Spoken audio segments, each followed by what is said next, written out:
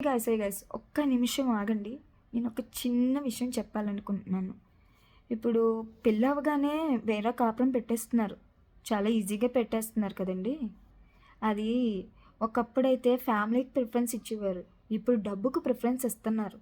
డబ్బు ఏం చేస్తారండి? రేపొద్దున్న ఉంటది, పోతది. అది డబ్బు ఇంపార్టెంట్ కాదు. ఫ్యామిలీ ఇంపార్టెంట్ అండి.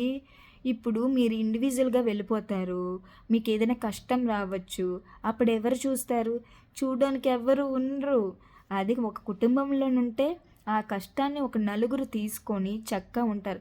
ఇదేటండి మీకు చెప్పడానికి చాలా ఈజీగా ఉంటది.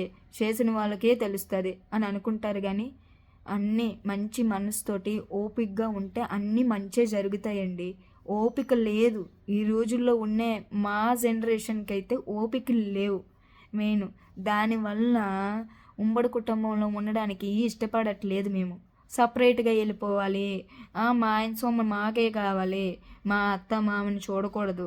మేమే అంతా ఊర్చేయాలి అన్నట్టుగా మైండ్‌లో ఉన్నాం గానీ, అది చాలా తప్పండి.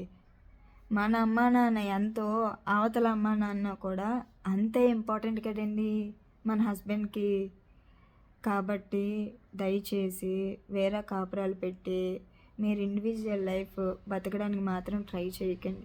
ఇండివిజువల్ లైఫ్ అనేది చాలా నరకం. ఎవరు తోడు ఉండరు. అదే కుటుంబం అనుకో మనకు అనుక్షణం తోడు ఉంటుందండి. నా వర్షన్ అయితే చెప్పాను. మరి తప్పుంటే ఏమనుకోకండి.